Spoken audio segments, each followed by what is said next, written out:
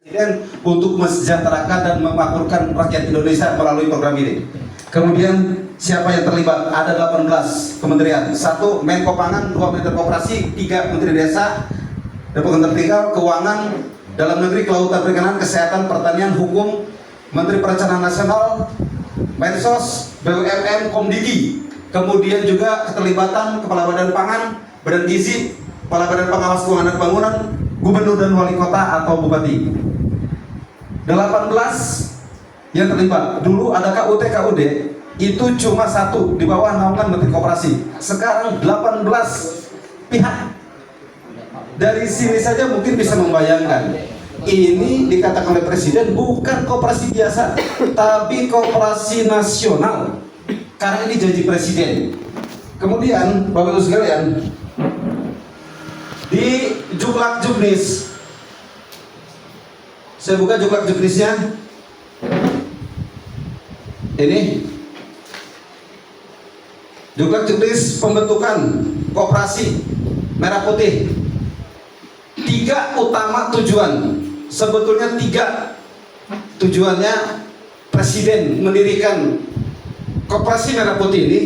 Pertama, ingin mensejahterakan dan memajukan masyarakat Indonesia melalui koperasi. Kedua, memangkas rentenir atau memangkas jalur distribusi yang selama ini menyengsarakan rakyat Indonesia dengan harga mahal dan juga produk-produk sembako yang menghidupi orang banyak itu dikuasai oleh rentenir dan distributor yang memainkan harga. Ada juga yang menimbun. Nah, ini yang merugikan masyarakat.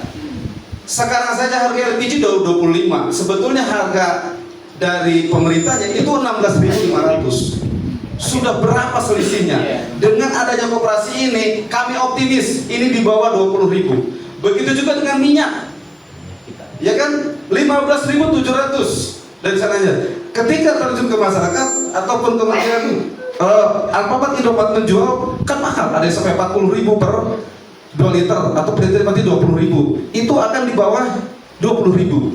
Itu yang menjadi tujuan Presiden, kan membantu ke masyarakat, bukan begitu kan? Kemudian yang ketiga, yang paling pokok, Presiden ini ingin desa-desa ini menjadi lumbung pangan nasional. Karena apa? Tidak ada Indonesia kalau tidak ada desa. Tidak ada desa, tidak ada Indonesia. Jadi Presiden sadar betul bahwa pembangunan Indonesia itu harus mulai dari desa. Karena wilayah Indonesia itu ada di desa. Kalau desanya maju, desanya makmur, otomatis secara nasional Indonesia akan maju. Itu maksudnya. Kenapa pembangunan ini ditujukan, diprioritaskan di desa? Itu. Kemudian saya mencoba menjabarkan dari 3 itu yang pertama tuh, tujuan A, B, C, D, F, G, H, I, J sampai M. Itu tujuan didirikannya koperasi merah putih ini. Yang selama ini rakyat merindukan dengan harga sembako murah kan kira-kira kita. Ya kan, dengan membuka lapangan kerja. Mana itu bisa menjadi indikator lapangan kerja? Koperasi ini Presiden mengatakan harus ada 6 bidang usaha atau unit usaha yang harus dijalankan. Pertama adalah simpan pinjam, kedua klinik desa, ketiga apotik desa, keempat sembako, unit usaha sembako, kelima pergudangan, cold storage, keenam unit usaha lainnya disesuaikan dengan karakteristik dan kebutuhan masyarakat desa Keramat Laban. Apa itu? Terserah apa yang menjadi kebutuhan pokoknya. Apakah tadi soal pupuk dan sebagainya, itu yang menjadi prioritas gitu. Nah, kemudian ke soal teknis pemilihan. Siapa yang boleh menjadi pengurus dan siapa yang boleh menjadi pengawas? Saya tegas katakan, saya menyampaikan apa adanya dan sesuai dengan hukum. Soal pemilihan nama tadi sudah disebutkan oleh Bapak Kepala Desa, memang sudah baku, tidak boleh ditambah dan tidak boleh dikurang. Nama juga sudah ditentukan secara nasional. Diawali dengan kata prasa koperasi, dilanjutkan dengan desa merah putih, dilanjutkan dengan nama desa. Berarti namanya Koperasi Desa Merah Putih Keramat Laban. Ketika diajukan ke notaris, apabila ada kesamaan nama, mungkin saja nama Keramat Laban itu di daerah lain ada, di Jawa Barat atau Jawa Tengah misal, maka ditambahkan Kecamatan Padarincang. Itu sudah baku, tidak boleh dikurang, tidak boleh ditambah. Kemudian soal pengurus, ini syarat-syarat menjadi pengurus, nggak ada usia, hanya 4 syarat menjadi pengurus. 1. Mempunyai pengetahuan tentang perkoperasian, jujur, loyal, dan berdedikasi terhadap koperasi. 2. Mempunyai keterampilan kerja dan wawasan usaha serta semangat kewirausahaan. 3. Tidak mempunyai hubungan keluarga sedarah dan hubungan keluarga semenda sampai derajat ke-1 dengan pengurus lain dan pengawas. 4. Tidak berasal dari unsur pimpinan desa. Bapak Ibu sekalian, siapa saja yang termasuk dalam unsur pimpinan desa? Punya pendapat? Punya pendapat? Unsur pimpinan desa? Unsur berarti kan lebih dari 1. Yang pertama adalah kepala desa, kedua adalah sekretaris desa, ketiga bendahara desa, keempat staf desa, kepala dusun, dan lain-lain. Dan lain-lain yang dimaksud dalam lampiran penjelasan di Juknis ini dalam Permendagri nomor 18 tahun 2018 tentang LKD.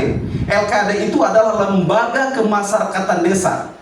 Lembaga kemasyarakatan desa itu ada 6. 1 RT, RW, PKK, Posyandu, LPM, Karang Taruna.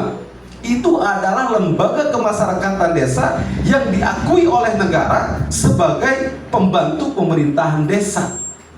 RT, RW dalam bidang pemerintahan membantu kepala desa bidang pemerintahan. PKK dalam bidang pemberdayaan perempuan.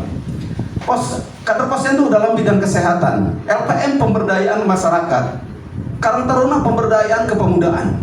Mereka ini adalah lembaga yang diakui sebetulnya oleh negara. Permendagri nomor 18 tahun 2018. Silakan buka. Kemudian jumlah pengurus koperasi itu ada 5 orang. Di antara 5 ini 2 atau 1 harus keterlibatan perempuan. Ya, 1 ketua, 2 wakil ketua bidang usaha, 3 wakil ketua bidang keanggotaan, 4 sekretaris, 5 bendahara. Minimal itu harus ada keterwakilan perempuan. Kemudian pengurus dapat mengangkat pengelola. Pengelola itu maksudnya adalah unit usaha. Contoh, unit usaha pergudangan. Perlu dong orang yang ngejaganya, pegawainya. Nah, itu diangkatnya oleh pengurus.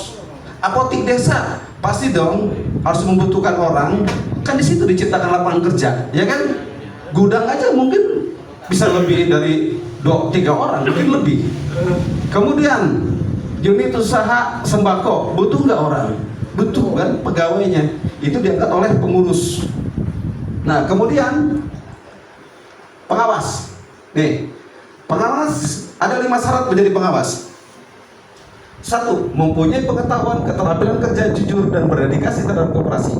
2. Tidak pernah menjadi pengawas atau pengurus suatu koperasi atau komisaris atau direksi suatu perusahaan yang dinyatakan bersalah karena menyebabkan koperasi atau perusahaan itu dinyatakan failing. Bagaimana kalau ada masyarakat yang pernah menjadi pengawas atau pengurus tapi koperasinya bagus? Boleh. Justru kita butuh orang itu, butuh apa? Butuh pengalamannya, butuh ilmunya, hingga bisa diterapkan di Kopdes Merah Putih.